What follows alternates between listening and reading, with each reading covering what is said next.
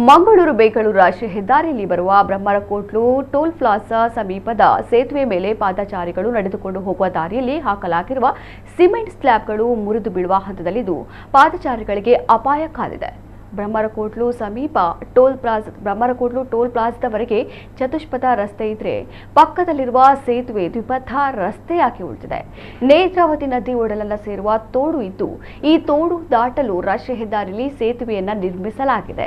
ಹಳೆಯ ಕಾಲದ ಸೇತುವೆಯು ಇದಾಗಿದ್ದು ಸುಮಾರು 20 ಅಡಿಗಿಂತಲೂ ಆಳವಾಗಿದೆ. ಸೇತುವೆ 2 ಭಾಗದಲ್ಲಿ ಪಾದಚಾರಿಗಳು ನಡೆದುಕೊಂಡು ಹೋಗಲು ಅವಕಾಶಗಳಿದ್ದು ಸಿಮೆಂಟ್ ಸ್ಲ್ಯಾಬ್ಗಳನ್ನು ಹಾಕಲಾಗಿತ್ತು. ಆದರೆ ಅದು ಇವತ್ತೋ ನಾಳೆಯೋ ಸ್ಲ್ಯಾಬ್ ಮುರಿದು ಬೀಳುವ ಹಂತದಲ್ಲಿದೆ. ಒಂದು ವೇಳೆ ಪಾದಚಾರಿಗಳು ನಡೆದಾಡುವ ಸಂದರ್ಭದಲ್ಲಿ ಮುರಿದು ಬಿದ್ದರೆ 20 ಅಡಿ ಆಳವಿರುವ ನೇತ್ರಾವತಿ ನದಿಗೆ ತಾಗಿಕೊಂಡಿರುವ ಮತ್ತು ತುಂಬಿ ಹರಿಯುತ್ತಿರುವ ನೀರಿಗೆ ಬೀಳುವುದು ನಿಶ್ಚಿತ. ಹಳೆ ಮತ್ತು ಅರ್ಧಮುರಿದ ಸಿಮೆಂಟ್ ಸ್ಲ್ಯಾಬ್ಗಳನ್ನು ಬದಲಾಯಿಸುವ ಕಾರ್ಯವನ್ನ ಇಲಾಖೆ ಮಾಡಬೇಕಿದೆ. ಆ ಮೂಲಕ ಅಮಾಯಕರ ಬಲಿಯನ್ನ ತಡೆಯಬೇಕು ಎಂಬುದು ಸಾರ್ವಜನಿಕರ ಒತ್ತಾಯವಾಗಿದೆ.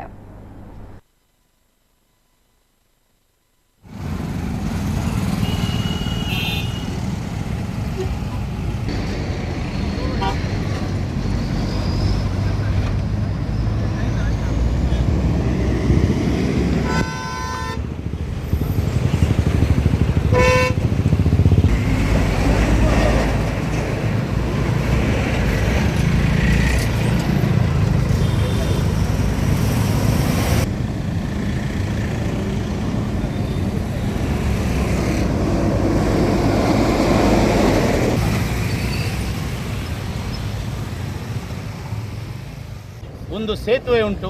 ಆ ಸೇತುವೆಯ ಫುಟ್ಪಾತ್ನಲ್ಲಿ ಸಾರ್ವಜನಿಕರು ನಡೆಯುವಂಥ ಒಂದು ಫುಟ್ಪಾತ್ ಈಗಾಗಲೇ ಹೊಂಡಮಯವಾಗಿ ನದಿಗೆ ಬೀಳುವಂಥ ಒಂದು ವ್ಯವಸ್ಥೆ ನಾವು ಈಗಾಗಲೇ ಕಣ್ಣಲ್ಲಿ ಕಾಣ್ತಾ ಇದ್ದೇವೆ. ಇದನ್ನು ಕೂಡಲೇ ಸರಿಪಡಿಸಬೇಕು.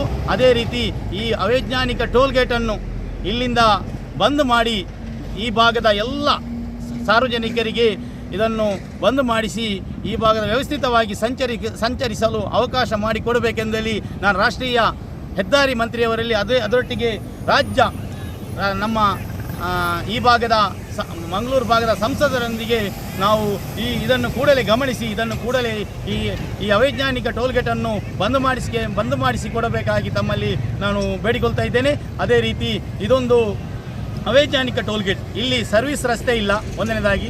ಎರಡನೇದಾಗಿ ಇಲ್ಲಿ ಆ್ಯಂಬುಲೆನ್ಸ್ ಸಂಚರಿಸಲು ಪ್ರತ್ಯೇಕವಾದ ಮಾರ್ಗವಿಲ್ಲ. ಮೂರನೇದಾಗಿ ಇದು ಹೊಂಡಮಯವಾದ ಒಂದು ರಸ್ತೆ, ಇಲ್ಲಿ ಈ ಚತುಷ್ಪಥ ರಸ್ತೆ ಅಲ್ಲ ಇದು. ಆದ್ದರಿಂದ ಕೂಡಲೇ ಇದನ್ನು ಬಂದ್ ಮಾಡಿ ಇಲ್ಲಿ ಈ ಭಾಗದ ನಾಗರಿಕರಿಗೆ ನ್ಯಾಯ ಕೊಡಬೇಕಾಗಿ ತಮ್ಮಲ್ಲಿ ಅಪೇಕ್ಷಿಸುತ್ತೇವೆ.